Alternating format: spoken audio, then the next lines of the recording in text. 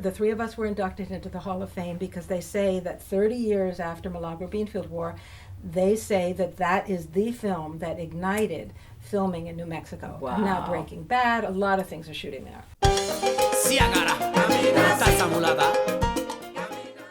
You have had the most interesting career of anybody that I know out here, because you have been able to just glide through so much and still be intact and full of power and full of vigor. I want to find out, first of all, how you got started in acting.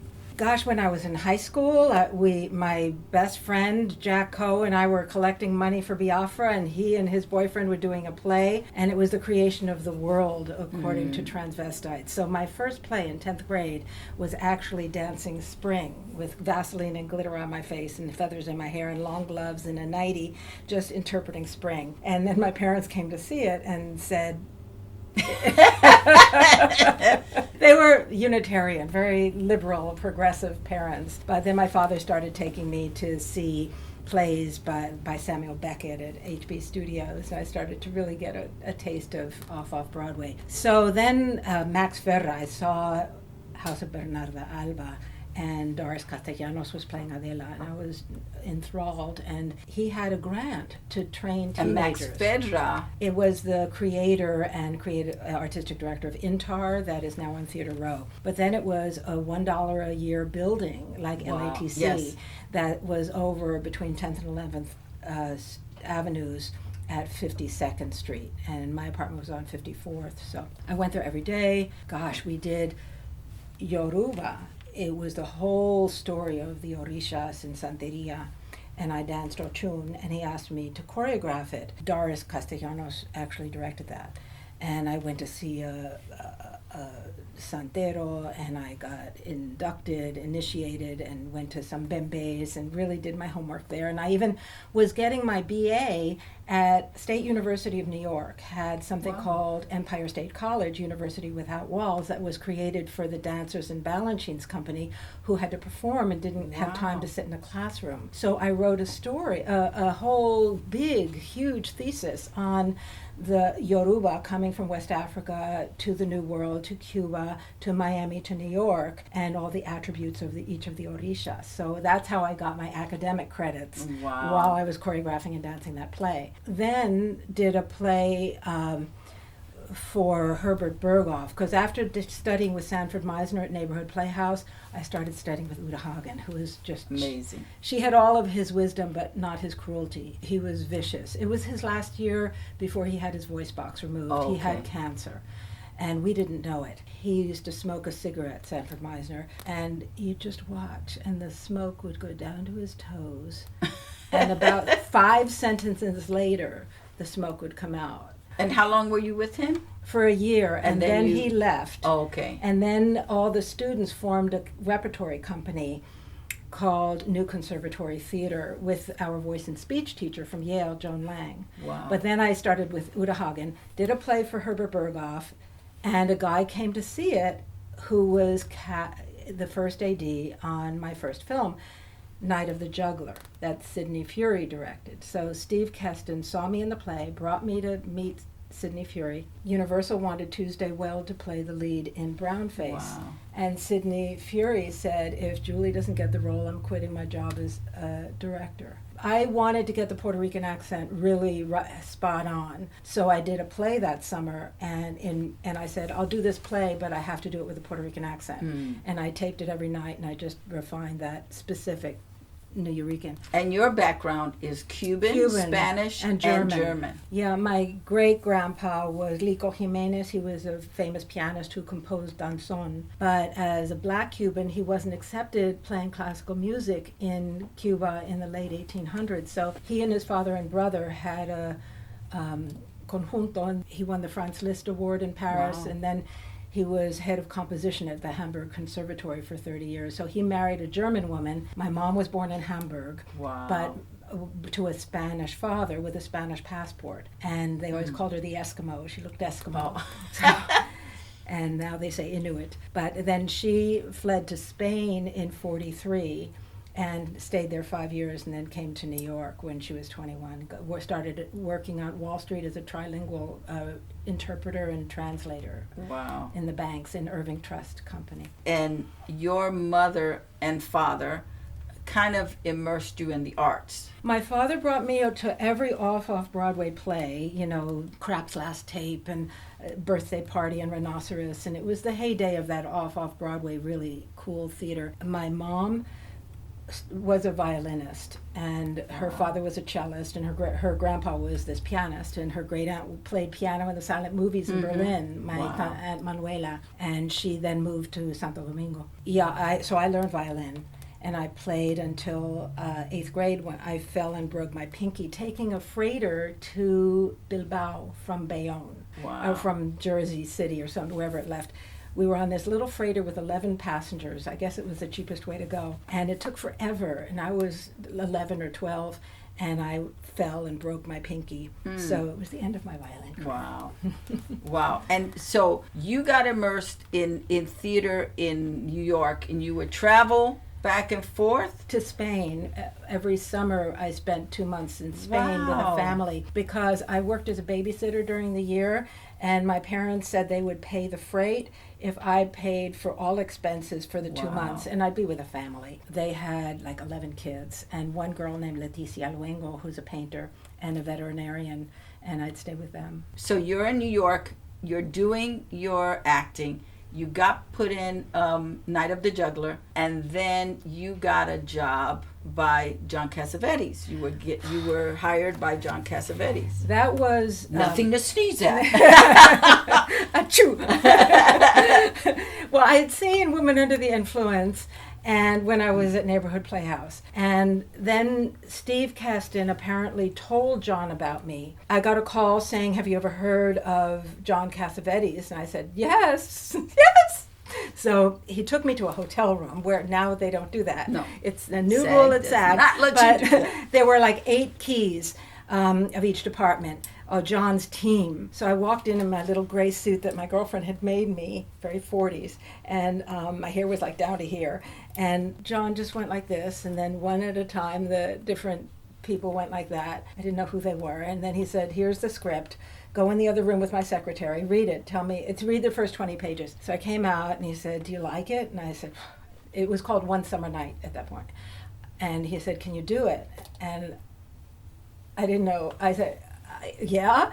And he said, "It's yours." And I burst into tears, and he said, "Why are you crying?" And I said, "Because I have to jump through flaming circus hoops to book a McDonald's commercial, and you're giving me Gloria with Gena Rowlands."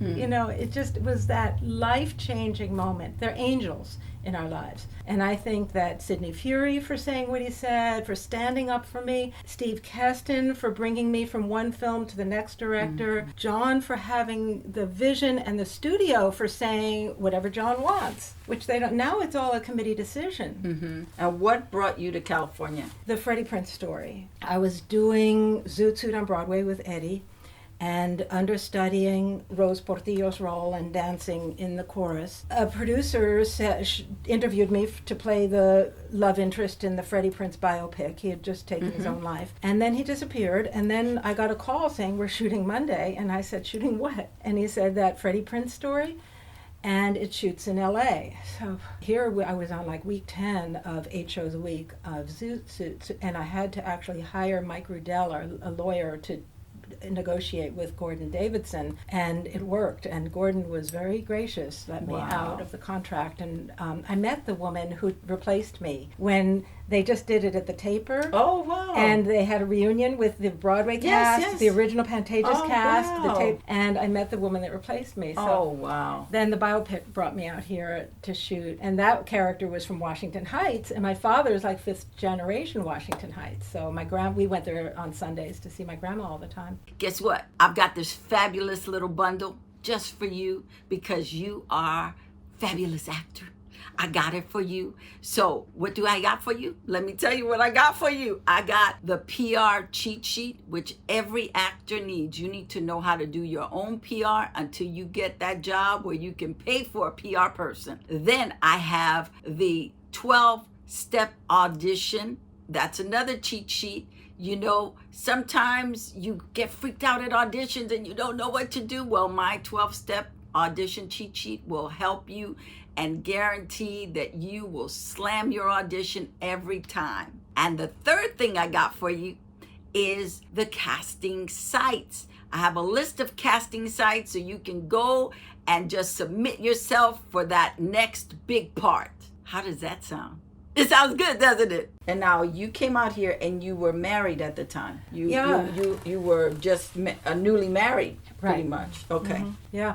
Well, I was doing a play at the American Place Theater with Martin Balsam as his nurse, Miss Madurga. And it was a 3-character play, 2 men in wheelchairs, and I was the nurse, and they had me read magazines, so I insisted they were bridal magazines, so I'd be on stage just looking at bridal gowns. When they moved it to Broadway, I was heartbroken. They replaced me with someone else. New Yorker magazine had a John Simon wrote in the review that he liked the play, but they never should have replaced Miss Madurga with this other actress. Oh, wow. And that was one of those, like, oh, you mean I can do this? You know, and not that I mean ill towards the other actress, but just somebody believing and somebody giving you feedback. Yeah, And when you're young and you get replaced like that, that's heartbreaking. It's like what did I do wrong? Yes, absolutely. So how did you meet your husband? I was living in a loft, an earmuff factory on Broadway between Spring and Broome Wow. for $80 a month. I'm old, right? You're So- not really real. And we had to put in the sink and the tub, which I bought when they were tearing down the Sheridan. And I had a boyfriend at the time, and we got these fixtures. And the elevator was hemp. You'd put it in this burlap hemp bag and bring it up to the attic. We rebuilt this loft into a dance studio. Oh, wow. And the rep company that came out of Neighborhood Playhouse, I rented my loft as the dance studio. I went downstairs for a cup You're of so coffee. smart. Okay, go girl. Go girl. I love it. The whole building was for sale for $80,000, and none of us knew what a bank loan was. Wow. Nobody bought it. Now it's like Dina DeLuca's. Anyway, the people downstairs, she was my best friend. I go down for coffee, and my husband's sitting at the table, and I thought, he's cute. He was kind of wearing the sweater that in my dreams my guy would wear. And so we shook hands, and we just kept shaking hands kind of too long.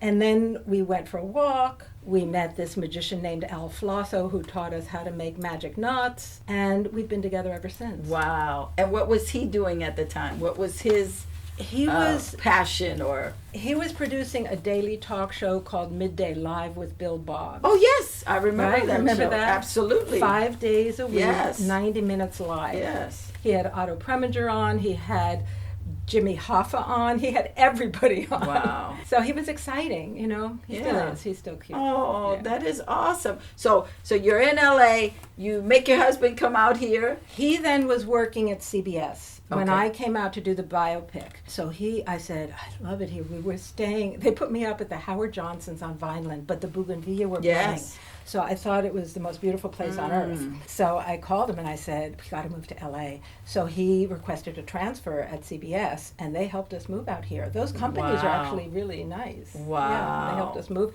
They helped us buy our first house. So once you got out here, you started booking work a lot? No, once I got out here, the first place we stayed before we found a place to buy was the Barham Oakwoods. Okay. I thought it was the loneliest place on earth.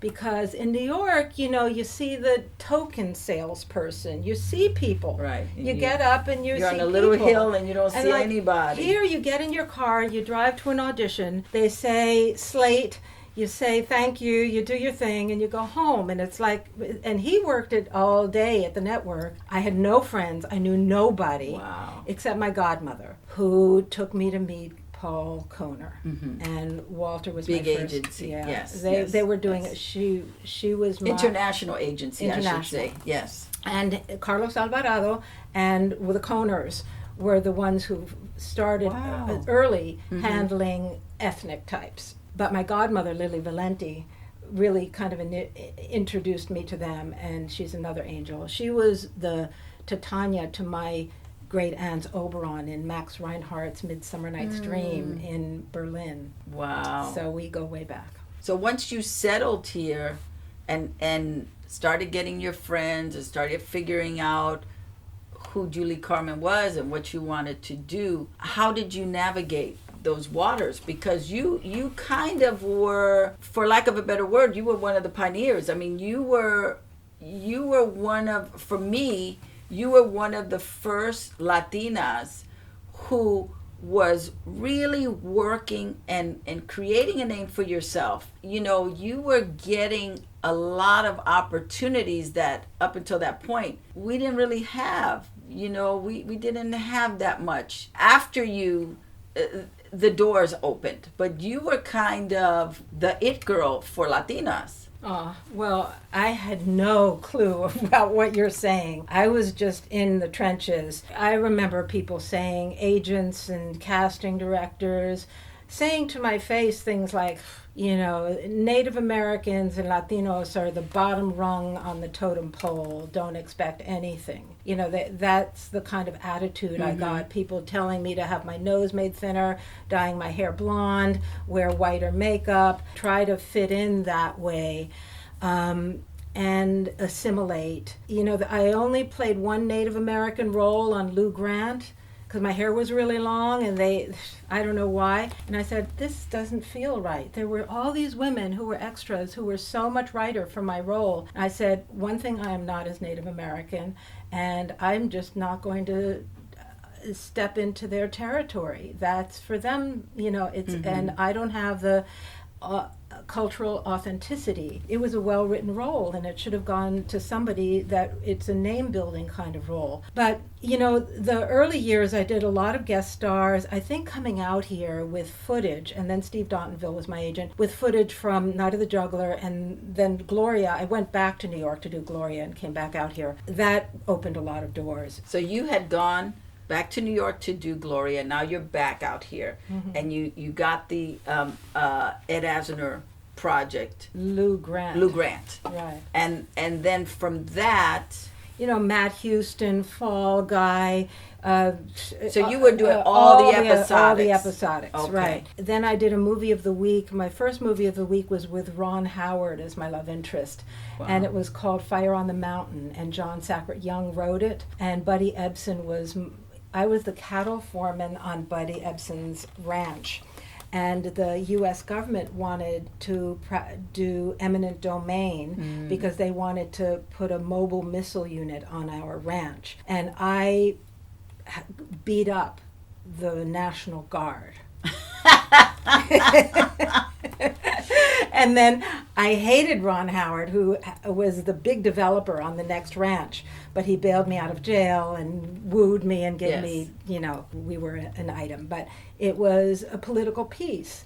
My brother, my family, and I have always been very politically involved, and I love the idea of positive messaging. And I just decided from very early that if I'm given the opportunity to play a role from any culture, I'm going to do it with dignity. I really didn't gravitate towards the roles that didn't have that. You, at an early age, started getting political. You started working on Rock the Vote. Rock the Vote was an afterthought. There was a period of time in history when Latin Heat was being created, when Nosotros was in his heyday, with Ricardo Montalban and Jerry Velasco and Mike Gomez, right around that time, way before we all got involved with the United Farm Workers. I created a powwow. MALDEF just got the building on Spring Street. And I asked Antonio Hernandez was the president of MALDEF. I asked them if I could have a powwow in their lobby. And I invited the senators, the assembly people, the city council, the board of supervisors, anyone from Hollywood who would show up, Moctezuma Esparza. But what gave you that thought to do that? I felt like so bringing everybody together and making a pact to have each other's back. Okay. That was my intention. A lot of that movement was happening at the time.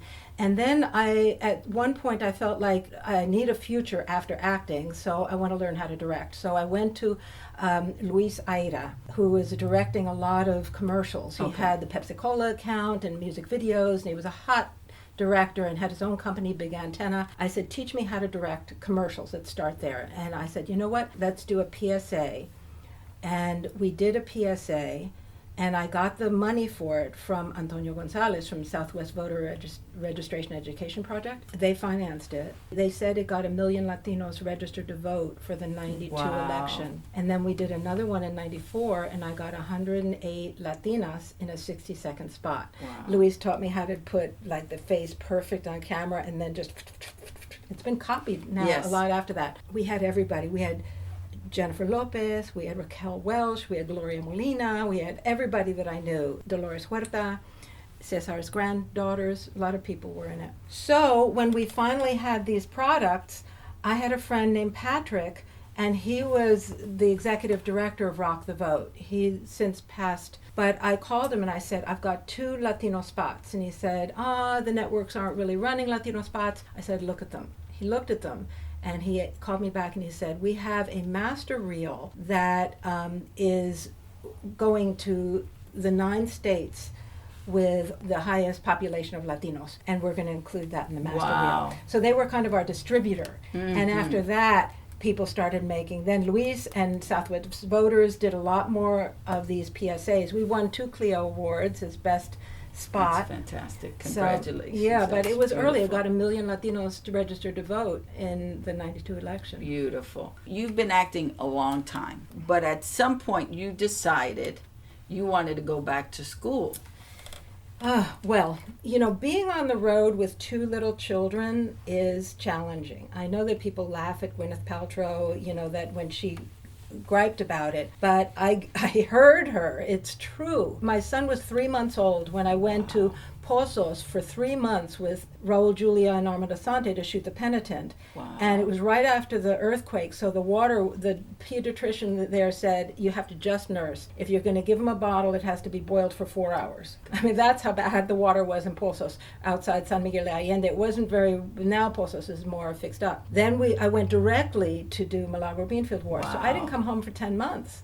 And he was like a year old when I finally got back to Toluca Lake. And then when my daughter was born, I got a role with George C. Scott. I'd done 1 movie of the week with him, and they asked me to play the head of the CIA in Latin America in a movie called Curaçao with William Peterson as my love interest. And George C. Scott was a great, suicidal alcoholic sailor, wonderful, weird movie. Anyway, my daughter was 2 months old, but it was during the Latino Jazz Festival in Curaçao, and near Aruba and Bonaire. So I called my dear friend who had choreographed a film that I did, who was a wonderful actress, Renee Victor. Oh, wow. I said, you want a free ticket to Curaçao? They have the Latin Jazz Festival. So the 2 of us and the baby were down there, and she held the baby when I was on camera, and we just had a ball. Oh, wow. And Chucho Valdez was there, and I said, I'm the bisnieta de Lico Jimenez. And he told his whole conjunto, he said, era obligatorio estudiar Lico Jimenez en el conservatorio in Cuba. So Chucho Valdez, that was cool. So I brought my kids with me everywhere. Then my daughter, when we were in Australia for 2 months, she didn't want this, she didn't want that. The kids got really cranky. It made them a little disorganized 2-3 months all year. So it was like at the peak for my career. After I did the Rosie Perez movie with John Leguizamo playing his mom that Seth Zwei Rosenfeld directed and wrote, I said, okay, that's my last film. I went to yoga 5 days a week crying. That was in the 90s, and I cried every day. And then I just said, I'm going to go to yoga school and be home every day after school. Wow. So I started teaching yoga in 2001 at a drug and alcohol rehab the day they opened Passages. And they had just made it legal to have home, drug and alcohol rehabs in the group homes rather than prison. So I was there for 2 years, and I said, I really need more schooling. So I went back and got a master's in clinical psychology and became a marriage and family therapist. Wow. And then my agents, God bless them, Mike Michael Green, he never dropped me. He said, when you're ready to come back, we're here. Wow. So when my kids were done, I did little things here and there, but now they're adults. So you're back now. I'm back. I'm with Lydia and Nicole. You're back kicking ass like you are supposed to. That's awesome. Awesome. You just got inducted in the New Mexico Film and Television Hall of Fame. I think that is amazing. I had to read the letter 5 times to say, what? It was John Nichols, who wrote Milagro Beanfield War and many other phenomenal books, and I've just really gotten to know. We had breakfast, lunch, and dinner together. We fell in love with each other. Oh. He lives in Taos, and he's quite ill right now. And Moctezuma Esparza and his wife Esperanza and my husband and I, we just hung out for like a week at Santa Fe Film Festival, same hotel, and just had a ball. And then IATSE threw an 800-person gala, and the Grips cooked the food. Wow. The 3 of us were inducted into the Hall of Fame because they say that 30 years after Milagro Beanfield War, they say that that is the film that ignited filming in New Mexico. Wow. Now Breaking Bad, a lot of things are shooting there. Wow. And the new governor that we're hoping gets in, Michelle Lujan Grisham, she wants to lift the ceiling on tax incentives in New Mexico so that now, Breaking Bad can come in, use up their quota for tax incentives. She wants to lift that ceiling. Okay, that's fantastic. Now that you're back on your mission, Dharma, my and Dharma. your purpose and your awesomeness. Let's say the next 5 years, what is it that you have a passion to do? Well, in the film industry, I have 3 films that I want to do back to back. I want to get a repertory company of my favorite actors, directors, and I've got them ready to go. They're finished scripts. I wrote one and 2 friends wrote the other, and one I did it as a play at the Gene Autry. I want to do those as a package. Last year I founded and I'm the director of a mental health clinic. It's called Yoga Therapy for Mental Health at Venice Family Clinic. So there are 26,000 patients at Venice Family Clinic. And because I teach at Loyola Marymount University, I teach yoga therapy for mental health. I realize that there's no clinical practicum for yoga therapists who are certified yoga therapists. To be a yoga teacher, it's just 200 hours training, but to be a yoga therapist, it's 1,000 hours training. Wow. So you learn how to work with cancer, Parkinson's, rheumatoid arthritis, deformations at birth, all different specialties. And my specialties are anxiety, depression, and trauma. But I don't do it one-on-one anymore, other than my longtime clients. But I train people to do it with this clinical practice. Oh, that's awesome. But it's only once a week and for 3 months. So it doesn't interfere with anything else, and it's a real service to the community. I want to just love being with my husband and my kids and my friends and going to museums and swimming and just being real and catching my breath, being present. Politically, I think we each have our talents. I find that it's very important that each of us find our personal way to help save our democracy. Absolutely. Hallelujah and amen, sister girl. I want to know, what is the secret of you being married so long? Making a choice that's the one. Someone once said to me that you'll never meet the person that fills all your needs, and just choose the needs that are essential and surrender the rest. But it was kind of lucky that we met. It was very lucky, and then just saying yes, like in improv. Yes, and? Yes, and. What does common sense mean to you? Common sense is your deepest wisdom. There's something in Sanskrit, prajna parata, which is crime against your own wisdom. I drink too much coffee. I could always get away with it. Lately, I find myself yawning nonstop, and I said, that's the caffeine. And it's common sense. I should stop with the coffee. What is your pet peeve as an artist? Spoiled brats. People who are divas and think that they are entitled. It's a lot of hard work. I'm studying now. I did a 10-week course on George Bernard Shaw and Oscar Wilde. And now I'm doing Harold Pinter and Noel The Coward. classics. The feminists. Going- Oh my God, these guys, were raised by single mothers, Oscar Wilde, George didn't Bernard know that. Shaw, who were deep feminists. They deal with all the same issues we're dealing with today. It is hard work learning a Cockney accent. I've never met a Cockney person in my life, but that's the work. So when people feel like they just can show up and be their cute self, I always had a problem with that. I love that. Okay, who's your creative hero and why? Well, on IMDb it says Gena Rowlands, so I'll go with that. I don't know how it got that. Some algorithm made that happen, but yeah, she answered a lot of my questions. What were some of those questions? How do you do it with a family? And she said, the deeper I get into my characters, they make bigger and bigger circles around me.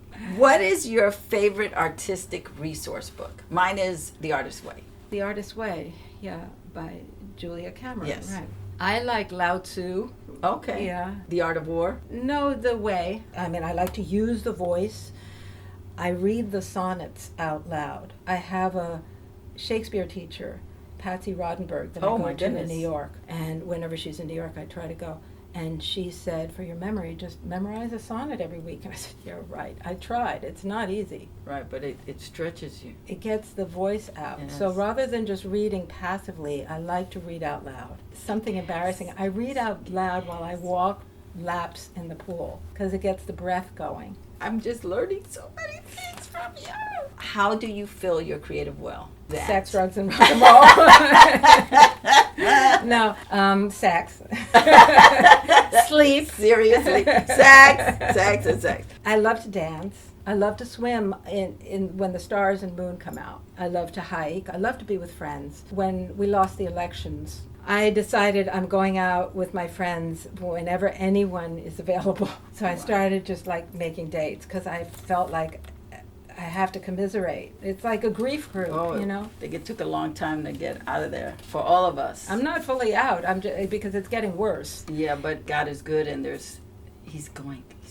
Anyway, you have so much artistic treasures that I want to like go in, dig in. I mean, because you are so well-rounded, and not just as an artist, but as a person, as a mother, as a wife. We need more of that in LA. We need more of that in Hollywood. You are a phenomenal actress, but you are also an incredible human being. You love to give back.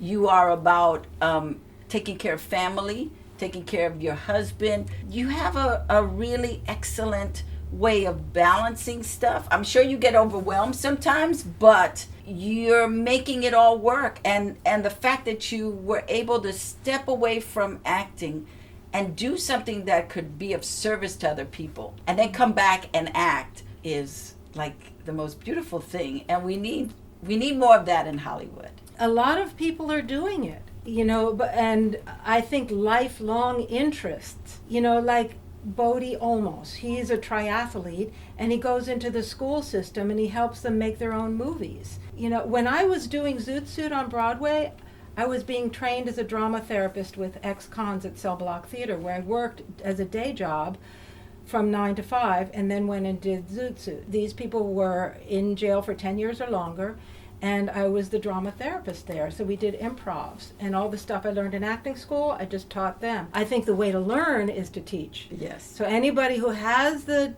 desire to teach, do it, because it will help you really learn your craft. What advice do you give young actors who are pursuing their career and thinking about coming to Hollywood? Study, study, study, study, study.